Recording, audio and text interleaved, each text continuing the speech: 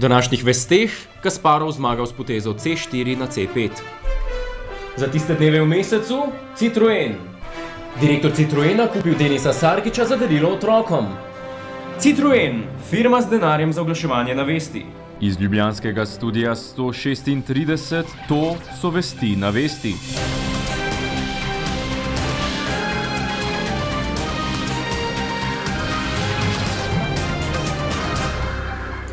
Saga o prodaji Mercatorja v zameno za vladno obvladovanje dela, ki se je začela v vladni palači 12. avgusta 2005, se nadaljuje. Na koprskem okrožnem sodišču se je začela obravnava v tožbi, ki jo je nekdanji direktor Mercatorja Zoran Janković vložil proti pivovarni Laško in Istrabenzu. V njej dokazuje, da sta Laško in Istrabenz nekdanjemu vodstvu Mercatorja dolžna prodati tretjino delnic po ceni $38.000 z obrestmi. O tem naj bi se septembra leta 2005 dogovorila z Boškom Šrotom in Igorjem Bavčarjem. Janković je ob tem spregovoril o nekaterih podrobnostih. Poudarjam, da trdim, da so na tem sestanku bili prisotni Janez Janša, Andrijana Starina Kosem, Igor Bavčar, Boško Šrot in Matjaž Gantar. Matjaž Gantar je sicer zamudil na sestanek, ker se je vračal z morem do zapora na cesti, ampak prišel pa je na sestanek. Zakaj to vem? Zelo preprosto, sestanek so imeli ob 4, ob pol 6 so se z Dubo Maksimu na kosilu z Igorjem Bavčarjem in Matjažem Gantarjem, ki sta mi to, kar je zdaj tudi več ali manj jasno sporočila v tih dan. Janković je zanikal, da bi Janši predlagal, kako Laščane prisiliti, da vladi omogočijo nadzor nad delom. Razložil pa je tudi nekaj osnovnih podrobnosti odgovora med takratnimi poslovnimi partnerji. Zgodba je zelo preprosta. 29. junija 2005 so trije podpisali dokument, papir, kjer so se skladili na A banki, kjer naj bi ga dobila KD Group, pa je bila izigrana, zato je dobila ta efekt v drugih transakcijah z državnimi delnicami, da Istrabenz in Laško dobita Mercator, kar je realizirano, in tretjič, da se sledijo na upravljanju delu v korist vlade. Ta dokument so podpisali, trdim, ker sem ga videl, pokazal mi ga Tone Turenšek, nimam ga, Igor Bavčar, ki ga je pisal, direktor KD Grupa, Matjaž Gantar in Boško Šrot. 29. junija. In kaj je z vsem tem narobe? Takrat je bilo teh delnic 29%. KD Sod so bila 29% lastnika in se pravi, da so že takrat nastopala in koncert, kar je prepovedano, da je mogla let odzem pravico oziroma dati prevzemno ponudbo. Poleg tega sta te dva usklajeno kupila tudi delnice KD Group na daljnih 30%, se pravi, to jih je 42. In poleg tega sta KD in Sod prodala še dodatnih 5% delnic iz dokapitalizacije Mercatorja, spet Istrabenzu pa Laško. Se pravi, da so skupaj kupili 47% delnic že leta 2005. In to je spet eno teh fenomenov Slovenije, kot družba, če pogledate rezultate, ki je 5krat manjša, 10krat manjša Mercatorja, kupi Mercator. Pa ne ovo se sprašal, kje je denar, pa tako naprej, pa če to povedati. Inflacija še vedno ostaja največji problem Slovenije. Draži se vse. Tudi kruh. Trgovska družba Spar naj bi ga kljub temu pocenila, vsaj za danes.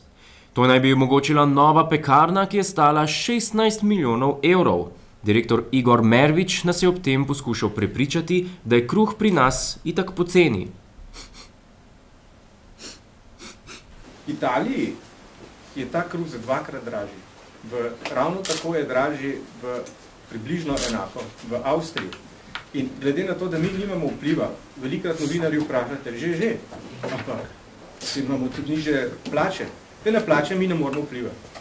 Ampak kar pa pomeni, da se lahko primerjamo pa z Čehi pa s Madžari, ki imajo pa nižje plače od nas. Za 5% je kruh tudi tam dražji. Kar pomeni, da če gledaš relativno, imamo mi zelo pocen kruh. Marko, a se ti ne zdi, da se nekaj žge? Ne! Mervič je na zanimiv način razložil tudi splošne težave z inflacijo, za katere krivi zadrževanje rasti cen pred uvedbo evra. Trdim, da leto 2006 sploh nismo zaključili za realno inflacijo tako, kakršna je bila prikazana.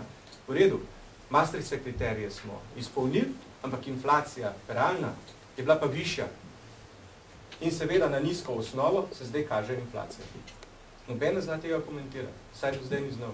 In to je tudi razlog, zakaj bo recimo tudi januarja in februarja in še kar nekaj časa inflacija hrane oziroma cene bodo rasle.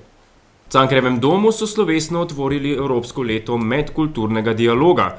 Slavnostni govorniki, slovenski predsednik Danilo Türk, evropski komisar za izobraževanje in kulturo Jan Figel, filozof Edvard Kovač, predsednik Evropskega parlamenta Hans-Gert Pöttering ter slovenski premijer Janez Janša, ki je v tem našel zanimiv obrat. Primož Trubar, utemeljitelj slovenskega knjižnega jezika, katerega 500-letnico rojstva praznujemo letos, je zapisal stavek, ki je v Sloveniji že velikokrat ponovljen, glasi se: stati in obstati. Verjetno želel povedati, da ko se pogovarjajo z drugim, moraš najprej vedeti, kdo in kaj si. Predsednik Danilo Türk pa je spregovoril tudi o gastarbeiterjih. Marko, jaz ti povem, nekaj se žge. Nekoč so izbrane evropske države uvažale tako imenovano delovno silo. Potem, po poteku ene generacije, pa so začele spoznavati, da so dobile na svoje ozemlje ljudi, človeška bitja, z vsemi njihovimi potrebami in težavami. Pokazalo se je, da sta tako getoizacija priseljencev, kot tudi poskusi njihove polne asimilacije neuspešni. Iskanje dobrih vzorcev integracije, ki je ne more biti brez medkulturnega dialoga, je postalo nujno in mora biti danes med našimi prioritetami. Slovenija je del demokratične Evrope. To nam je zagotovil tudi predsednik Evropskega parlamenta Hans-Gert Pöttering, ki je obiskal ljubljansko stolnico. If you look 20 years back and somebody would have said Slovenia will have the presidency in the first half of 2008, everybody would have said this is not possible. I would have said this is a vision, this is a great hope.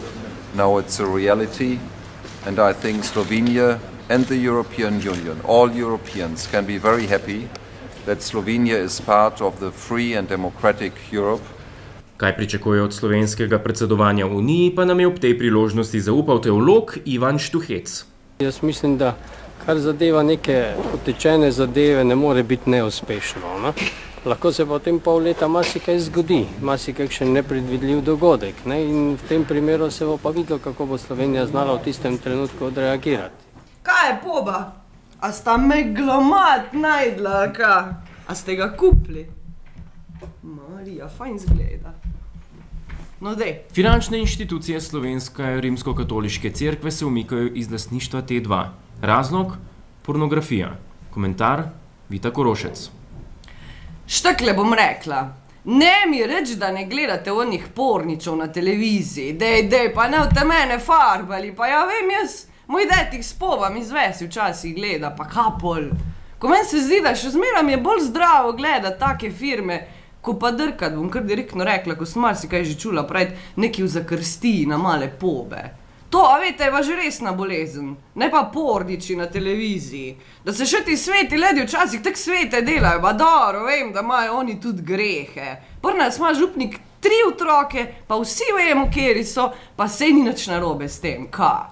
Tako vsi vemo, da je fajn delati otroke, zakaj bi pa bila cirku izjema. Sam tej, ko sem hotela povedati, da kaj se pa cirku zdaj buni, pa prodaja še te svoje procente od one firme, T2 ali kaj že. Kar ne jih prodajo, bom jih pa jaz kupila. Ene par jih bom kupila, pol bom pa cele dneve porniče gledala. Pa še tato vas baram. A je to tudi pornografija, a? Svidu moje joške. Slovenija, Slovenija, Slovenija. Kulturac.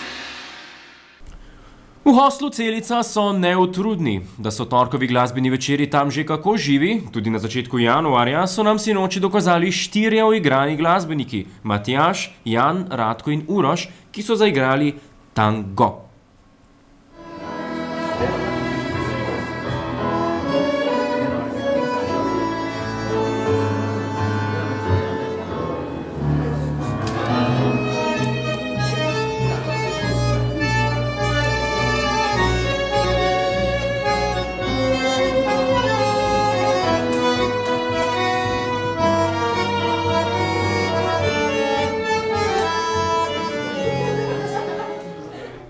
Še vreme? Od Ljubljane do Slovenske Bistrice 106 km. Iz ljubljanskega studia 136, to so bile vesti na vesti. Ostanite še naprej na naši strani. Prosim. Res, no? Ne klikati stran. Ne, no. Ne!